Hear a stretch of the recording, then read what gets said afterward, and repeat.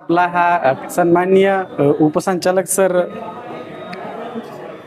यांचं निरोपाचं भाषण आज मी करणार आहे. ॲक्च्युअल ते मला वाटलेलं की ऑफिसमध्ये होईल, पण इथं करतोय. तसा आपला आजचा हा कार्यक्रम थोडासा भावनिक आहे. त्याचं कारण असं आहे की आत्तापर्यंत म्हणजे मी माझ्या आयुष्यात फौजमध्ये असेल किंवा शासनात असेल, कुलकर्णी साहेब होते आपले जॉईंट डायरेक्टर, सरांना माहीत असतील. हा, ऐकून माहिती. हां, मग त्यांच्यानंतर मला कुलकर्णी साहेबांसारखे साहेब भेटले ते म्हणजे थोरात सर. कारण मी 12 वाजता जॉईन केलं आणि 3 वाजता त्यांनी मला डेप्युटेशनची ऑर्डर दिली पुण्यावरून सातारची. म्हणजे त्यामुळं त्यांची आठवण आत्ता आली. त्याच्यामुळं आज ते तसे आपल्याकडून कागदावरती गेलेले आहेत, पण आपण त्यांना असं जाऊन दिलं नव्हतं, ते आज जाऊन देणार आहे.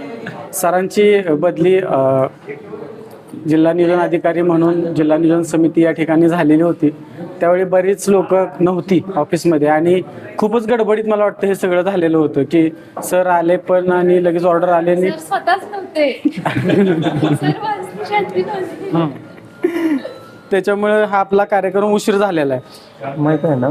त्याच्यानंतर आपण खूप वेळा नियोजन केलं, पण व्हायचं कसं की कधी आपल्याला वेळ असायचा, सरांना नसायचा. त्याच्यानंतर कधी असं व्हायचं की सरांना वेळ असायचा तर आपली लोकं नसायची, आणि कधी कधी सगळं असायचं तर आपले काहीतरी मीटिंग्स वगैरे असं व्हायचं. सरांची तशी माझी ओळख म्हटलं तर स्पोर्ट्समुळे आम्ही खूपच ओळख झाली सरांची माझी. नाहीतर स्पोर्ट्समन म्हटलं की सरांना स्पोर्ट्सची आवड होती, त्यामुळं मग त्याच्यानंतर ओळख वाढली. पण परत ते प्रमोशनने गेलेच, त्याच्यामुळं नाही जास्त ओळख राहिली. त्यांचं थोडं पार्श्वभूमी सांगायचं झालं तर शासकीय नोकरीत मला वाटतंय सर पहिल्या अटेम्प्टमध्ये आलेले असावेत, म्हणजे त्यांच्या एज प्रमाण असं मला वाटतंय. कारण वयाच्या 22-23व्या वर्षीच ते नोकरी लागली असतील. हो. त्याच्यामुळे ही एक गोष्ट खरंच जबरदस्त आहे की पहिल्या अटेम्प्टमध्ये राज्यसेवा क्लिअर करून येणं म्हणजे सोपी गोष्ट नाही आहे. नोकरीत लागल्यानंतर सुरुवातीला ते जिल्हा सांख्यिकी अधिकारी रायगड म्हणून गेलेले आहेत. तिथून परत बदलीनं परत आपल्या जिल्ह्यात आलेत. जिल्हा ग्रामीण विकास यंत्रणा या ठिकाणी त्यांनी काम पाहिलं. तिथून परत जिल्हा नियोजन समितीला सहाय्यक जिल्हा नियोजन अधिकारी म्हणून कामकाज पाहिलं आणि पदोन्नतीनं पुन्हा ते मुख्यालयात आपल्या ADP शाखेत गेले. तिथंही जास्त कालावधी न काढता परत ते उपसंचालक म्हणून आपल्याकडे हजर झालेले होते जिल्हा सांख्यिकी कार्यालय सातारा या ठिकाणी. इथं पण आल्यानंतर रुळले आणि काय त्यांची इच्छा नसतानाही त्यांना जिल्हा नियोजन समिती सातारा या ठिकाणी जावंच लागलं. अचानक ऑर्डर आली, त्यानंतर सर्व जिल्हा सांख्यिकी कार्यालय सुद्धा शॉकमध्येच होतं की हे कसं झालं. अजूनही त्या शॉकमधून काय बाहेर निघालेलं नाहीये. तर त्यांनी सर्वच ठिकाणी खूप चांगलं काम केलेलं आहे. कारण एकदा विषय निघाला सरांनी काढलेला त्यावेळी की जिल्हा सांख्यिकी कार्यालय रायगड इथली एक ते अंगणे म्हणून मुलगी होती, त्याबद्दल सरांनी सांगितलं. ती मला ट्रेनिंगमध्ये सोबत होती, त्यावेळी सांगत होती, सरांचं खूप कौतुक करत होती. त्याच्यानंतर जिल्हा ग्रामीण विकास यंत्रामध्ये काम केलं ह्याची पोचपावती म्हणजे आपण अजूनही आपल्या मीटिंग प्रोजेक्टरवर घेतो. कोण कोणाला देत नाही, सरांच्या एक फोनवर प्रोजेक्टर आपल्याला मिळत असतो. त्याच्यानंतर जिल्हा नियोजन समितीमध्ये काम करत असताना ते सहाय्यक जिल्हा नियोजन अधिकारी होते. त्यावेळी टी-शर्ट आणि ह्याचा विषय पेटलेला, ट्रॅकसूटचा. सरांनी पुढाकार घेतला, कमीत कमी ते मिळालं तरी, नाहीतर ते मिळालंच नसतं त्यावेळेस. परत आपल्या कार्यालयात आल्यानंतर त्यांनी सगळे सिस्टीम बदलून टाकली. म्हणजे सिस्टीम म्हणजे काय झालं की एक कार्यालय तर बदललंच, पण कार्यालयात अधिकारी असतात ठीक आहे, पण अधिकाऱ्यांच्या सोबत आपण एक माणूस म्हणून त्यांनी स्वतः सर्वांना ट्रीट करायला सुरुवात केली की सगळ्यांना अडीअडचणी असतात आणि त्या आपण ऐकून घेतल्या पाहिजेत. त्या संदर्भात मार्गदर्शन सुद्धा केलं. कार्यालयाची मीटिंग म्हटलं की 10 मिनटं मीटिंग, पण त्याच्यानंतर ते सर्वांना स्वतःच्या आयुष्यात काय केलं पाहिजे, आपण आरोग्य कसं जपलं पाहिजे. त्याच्यानंतर त्यांचं एक सेशन झालेलं मला आठवतं NPS संदर्भातील, आणि त्यांनी माझंच कॅल्क्युलेशन केलेलं 1,80,00,000. आणि खरोखर हे चांगली गोष्ट आहे की आर्थिक लाभ तुम्हाला मिळालाच पाहिजे, आणि त्याचं त्यांनी खूप विश्लेषण करून 1 तास सर्वांना समजावून सांगितलेलं होतं.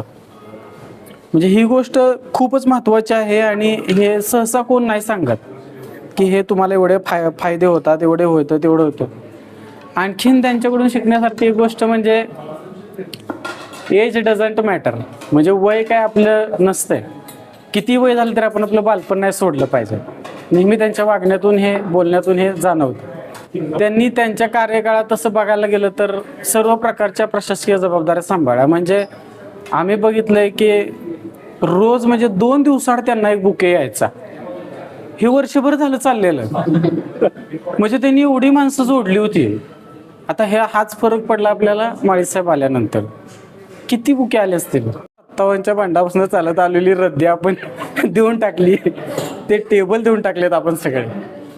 म्हणजे ते पण पाठपुरावा त्यांनी केलेलं आहे. आता सांगायचं झालं तर रिलीव्ह झाले त्यावेळी औपचारिकरित्या आपण त्यांना रिलीव्ह केलेलं होतं. आज पण औपचारिकरित्याच करतोय, पण त्यांना आपण आपल्यात रिलीव्ह करत नाही. कधी हक्कानं आपण तिथं जातो, बोलतो आणि ते महत्त्वाचं आहे. आणि शेवटी त्यांच्या ठीक आहे सेवानिवृत्त होत नाहीत, पण आपल्यातून निघून गेलेत. तर त्यांना आता इथून गेल्यानंतर त्यांचं आरोग्य व्यवस्थित राहावं आणि पुढील वाटचालीस पण त्यांना शुभेच्छा. आणि त्यांच्या या अमूल्य आपल्या सर्वांना मार्गदर्शनाबद्दल आपल्या कार्यालयातर्फे त्यांना खूप खूप शुभेच्छा.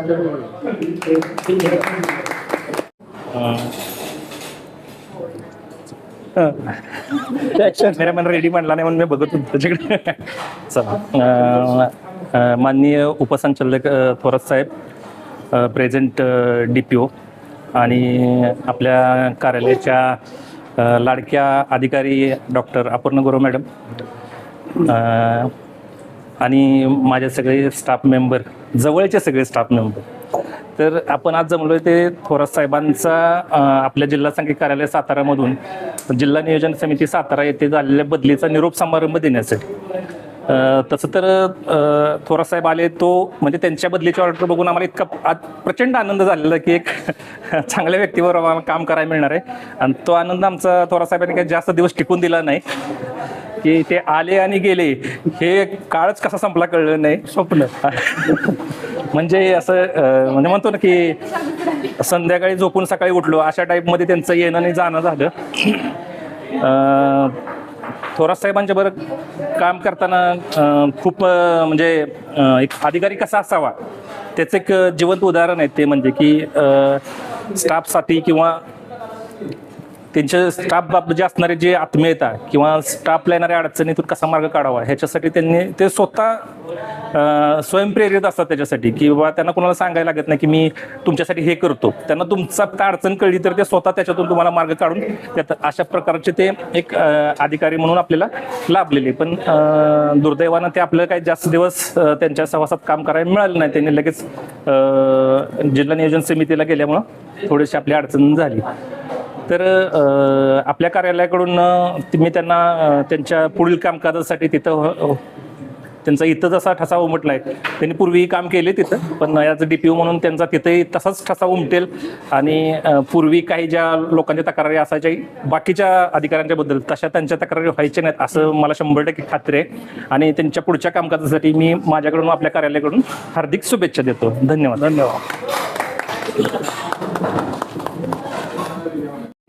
आदरणीय उपसंचालक थोरात सर, आज आपण त्यांच्या निरोप समारंभासाठी जमलेलो आहोत. सगळ्यांनी त्यांच्या भावना व्यक्त केलेल्या आहेत. म्हणजे सगळ्यांचा एकच सूर आहे की सर किती हेल्पफुल आहेत आणि सरांच्या कार्यकाळात आपण सगळे किती आनंदात होतो ना आता कशी आपल्याला सत्तेची जाणीव व्हायला लागलेली आहे की लाईफ इज रिअली हार्ड. पण हरकत नाही.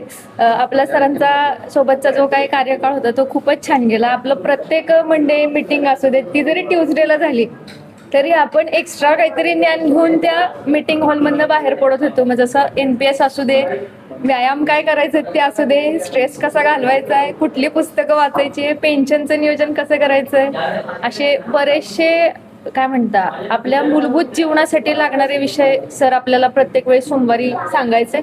आणि सरांसोबत काम करताना कधीच कुठल्याच गोष्टीचा ताण यायचा नाही किंवा त्यांनी प्रत्येकाच्या अडचणी पण व्यवस्थितरित्या समजून घेतल्या. आणि ज्यांना ज्यांना कोणाला काय पर्सनल प्रॉब्लेम असेल सरांना सांगितलं तर सर स्वतःहून त्यात काहीतरी सोल्युशन सांगण्याचा प्रयत्न करायचे की हे असं काहीतरी करून बघा म्हणजे हे होईल. असं सरांनी प्रत्येकालाच माझ्या मते ट्रीट केलेलं आहे. त्याच्यामुळं सगळा स्टाफ प्रचंड खुश होता सरांच्या कार्यकाळात आणि आम्ही आता सुद्धा खुश राहण्याचा प्रयत्न करत आहोत. अच्छे दिन आएंगे. अच्छे दिन आएंगेच्या भरोश्यावर. येऊन गेले, आता येतील भविष्यात. तर बरेचसे लोक हीच फिल्डिंग लावतात की चला डीपीसीला जाऊ. सर असा आपला सगळ्यांचा चांगला कार्यकाळ केलेला आहे. हा, आहे जागा होईल ना पुढच्या वर्षी.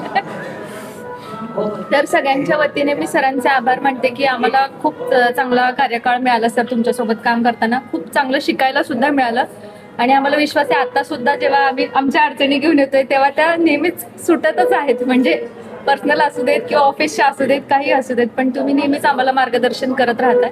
तर इथून पुढेही असंच करत राहा आणि पुढील वाटचालीसाठी तुम्हाला खूप खूप शुभेच्छा. Yes, कार्याबद्दल धन्यवाद. Thank you sir.